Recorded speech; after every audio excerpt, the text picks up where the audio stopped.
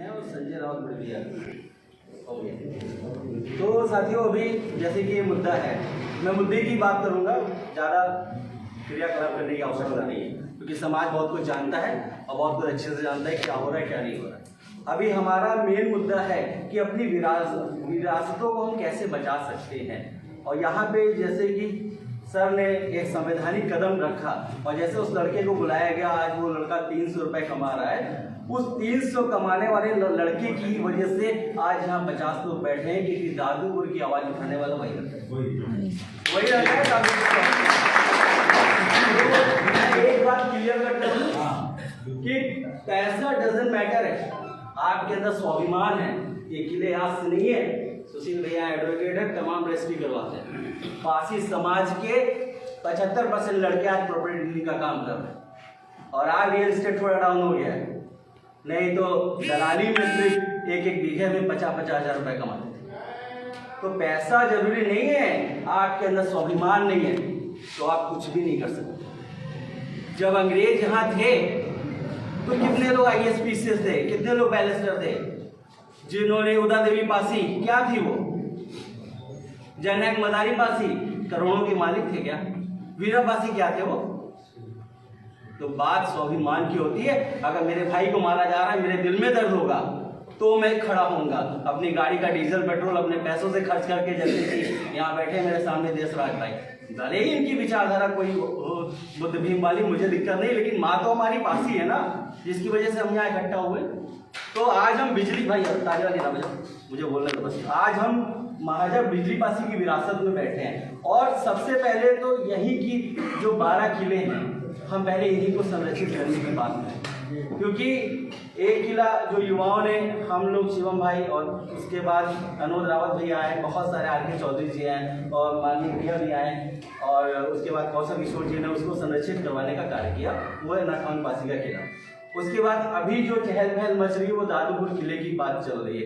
अभी बिजली पासी के 12 में से आपके 7 से 8 किले जो हैं, अभी दूसरे लोग उसमें कहीं मंदिर बना के बैठे हैं और कहीं पर कुछ और कार्य हो रहा है। बिजनागढ़ का जो उनका माता जी का किला है वो 4 या 5 विश्व में बचा है, लखौटी झलक रही है। और जो मुझे सबसे अच्छा एक बात लगा, जो माननीय हमारे अधिवक्ता महोदय ने कहा कि इनके पास जो लेख है उसके माध्यम से हम अपने किलों को, अपनी विरासतों को हम संवैधानिक तरीके से उसको संरक्षित करवा सकते हैं। और जहाँ बात लगेगी मौके की, जहाँ बात लगेगी भीड़ की, उसके लिए हम सब लोग अपने अपने सामर्थ्य हैं। अगर एक लोग भी अपने 5-5 दोस्तों को ले आएंगे तो 500 आदमी हो जाएंगे। तो साथियों, मैं इतना ही कहना चाहूँगा कि अपने अंदर स्वाभिमान की चिंगारी जगाइए। अगर आपके अंदर स्वाभिमान है तो हर टीला आपको किला दिखेगा, यदि आपके अंदर स्वाभिमान नहीं है तो हर किला आपको किला नहीं दिखेगा। ये आप मान लीजिए। आज जो हम लोग इधर हैं, कहीं ना कहीं हम भी बीटेक किए थे, आराम से दिल्ली या मुंबई या उत्तर प्रदेश में रह के कोई नौकरी कर लेते, IT से किए थे। वो नाथान पासी के किले की क्या बात हुई, हमारी पूरी दिशा बदल गई। आज हम भी 3-4 गाड़ियाँ लेके घूम रहे हैं और अपना डीजल पेट्रोल लगा रहे हैं। भैया सर भी हरदोई से आए हैं, मनोरमा है, सब लोग अपना अपना काम कर रहे हैं। तो ठीक है, पैसे की बहुत आवश्यकता है, लेकिन आज हमें अपने किलों की संरक्षण करने के लिए एकजुट होना बहुत जरूरी है, विचारधारा कोई भी हो। अब इसी के क्रमबद्ध में मैंने यहाँ पर,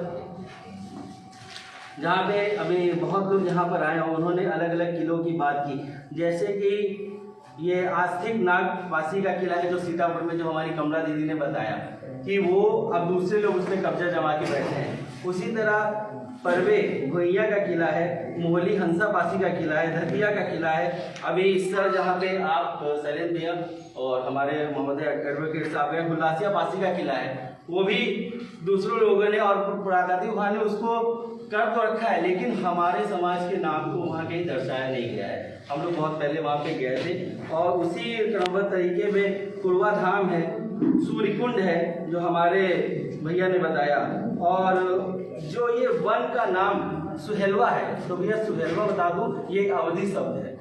जैसे योगेश है तो योगेशवा हो गया, ये हमारा अवधी शब्द है। और आज जो महाराजा लाखन पासी की नाम को चेंज करने की बात कर रहे हैं, तो मैं उनको बता दूं ये कोई उर्दू शब्द नहीं है, ये अवधी शब्द है। क्योंकि बाहर से आए हुए आक्रांता नहीं थे, यहाँ के मूल निवासी हम नहीं है। अपने दिमाग से बात निकाल दीजिए, आप यहाँ के मूल शासक है, इस बात को अपने दिमाग में फिट कर लीजिए। आप मूल शासक हैं, मूल निवासी आप नहीं हैं, क्योंकि यहाँ से लेके 12 किले से लेके लाखन पासी से लेके सब आप ही लोग तो थे। तो मूल निवासी कौन होता है? और बात रही जो थोड़ा शूद्र वाला आजकल आ रहा है कि, और शूद्र का जो है, तो मैं पूछता हूँ आप क्या काम करते थे? आज भी बच्चा पैदा होता है, उसका मुंडन होता है, शादी होती है, मर जाता है, आपको किस चीज के लिए बुलाया गया आज तक कि आप आइए, आप इस समाज के, आप ये काम करेंगे? इस चीज के लिए बुलाया गया? सीधा पानी आपको मिलता है प्रजा के रूप में? तो जब नहीं मिलता तो कहेगा शूद्र, आप कर्मों से हैं। और दूसरी बात, जो लोग शूद्र शूद्र शूद्र शूद्र कह रहे हैं, इसका मतलब वो बाबा साहब के संविधान को नहीं मानते। अगर संविधान ने हमें 1 वोट इक्वल टू 1 वैल्यू का सिद्धांत दिया है ना, तो जो मोदी का एक ही पावर है ना संवैधानिक तरीके से वोट डालने का, तो हमारा भी एक है। तो संविधान तो हमें कहीं शूद्र नहीं बोलता। क्यों सर, क्या शूद्र लिखा है बाबा साहब की किताब में? कहीं लिखा है कि पासी या कोई बैकवर्ड शूद्र तो नहीं है? तो भैया सीधा सीधा बात है, अपने अंदर स्वाभिमान को जगाइए और अपने किलों की तरफ, जो हमारे बुद्धिजीवी वर्ग हैं जो यहाँ बैठे हैं, सबका अलग अलग मत है, लेकिन हाँ, मतों का मंथन करके हमें एक अच्छी ऊर्जा से काम करना है, पॉजिटिव वे में काम करना है। और हाँ, आर्थिक रूप में हम बहुत पीछे हैं, लेकिन हाँ धीरे धीरे, क्योंकि क्रांतिकारी जो थे वो आर्थिक रूप से मजबूत नहीं थे, उनके अंदर हौसला था, ऊर्जा थी, चिंगारी थी। जैसे आज उस लड़के ने दमखम दिखाया, सर को कांटेक्ट किया, सर वहाँ पे गए, बहन मनु भी गई, उसके बाद आज हम लोग यहाँ पे एकत्रित हुए हैं। और आज हमारा समाज बहुत ज़्यादा पोस्ट वायरल नहीं, तब भी इतने लोग एकत्रित है, ये अपने आप से एकता का परिचय देता है। और अलग अलग जनपदों से आए हैं। मैडम को मैं जानता हूँ, गोसाई आप मोहनलालगंज में प्रैक्टिस करते हैं? हाँ हाँ बिल्कुल, देखता हूँ आप त्रिपाठी जी के केबिन में हम भी आते हैं, तो ये सब चीज़ें हैं। तो भाई देखो, अपने स्वाभिमान को जगाइए। पहले लोग एक क्यों थे? क्या जरूरत थी? जब सीता पासी को आला उदल से टकराने की क्या जरूरत थी? जब बिजली पासी साधन पासी युद्ध कर रहे थे आला उदल से, क्या जरूरत थी? माना एक लड़के ने गलत किया, वो चला गया वोट गाड़ने, अपना फेम पाने या जो भी था, लेकिन उस सूरज के नाम पे जो पासी दिखा है वो तो हमारा है ना। तो ये विपुल पासी के लिए हम क्यों गए भाई जगत पर? विपुल पासी क्या हमारा रिश्तेदार था? क्यों देशराज भाई आपकी रिश्तेदारी में था? आप भी तो गए थे। हम विनीत रावत डिलीवरी बॉय के लिए क्यों धरना देंगे देशराज भाई? क्यों? उसके नाम के पीछे जो पासवान पासी रावत लिखा है, उसकी रक्षा करने के लिए आज पासी समाज मेरा स्वाभिमान की लड़ाई लड़ रहा है। हमें स्वाभिमान की तरफ देखना है। और जिन लोगों ने कहा है, विद्वानों ने कहा है कि यदि आप अपने इतिहास को भुला देंगे तो आप भविष्य कभी भी अच्छा कर ही नहीं सकते। हमारी राजनीतिक पावर कम है, सामाजिक पावर कम है, आर्थिक पावर भी कम है, लेकिन जो पढ़े लिखे विद्वान अंग्रेज जो गजेटें लिखते थे हर जगह जा जाके, कहाँ पे कुआं है, किसकी कैसी शैली है, किसकी कैसी डीएनए है, स्ट्रक्चर, उन्होंने तभी गजेटर बनाया कि यहाँ पे हमारी लड़ाई पड़ जाएगी तो इनसे हम कैसे निपटेंगे, कितने जवान हैं, कितनी औरतें, कितने बूढ़े हैं, और उनका डीएनए क्या है, क्या वो लड़ाकू है या फिर भागने वाले लोग हैं। तभी तो उन्होंने बनाया। उन्होंने हमारे फायदे के लिए नहीं बनाया गजेट, अपने लिए बनाया। तो जब हम उनको भगा सकते हैं इस देश से, हमारे पास उस समय 4 व्हीलर नहीं थी, जब हम उनको भगा सकते हैं तो आज हम इनसे क्यों नहीं लड़ सकते? और आज तो जैसे सर है हमारे पास और ऐसे लोग हैं, तो हम संवैधानिक तरीके से अपनी बात को रखिए। थोड़ा समय लगेगा, लेकिन हाँ हम जीत सकते हैं अपने किलों को। तो भाइयों, मैं चाहता हूँ जितने भी लोग आगे तक बात बोले, वो जो हमारा टॉपिक है आज कि अपने किले खंडरों को कैसे हम बचा सकते हैं, और कौन कौन से ऐसे गुमनाम किले खंडर हैं जिनको हम इस श्रेणी में शामिल कर सके और धीरे धीरे उनमें हम काम कर सके। साथियों, बस ज़्यादा समय आपका नहीं लूँगा। हर हर महादेव, जय माता समाज। अच्छी बात कही योगेश पासी ने, और मुझे ऐसे ही समाज के युवाओं की हम सब लोगों को जरूरत है।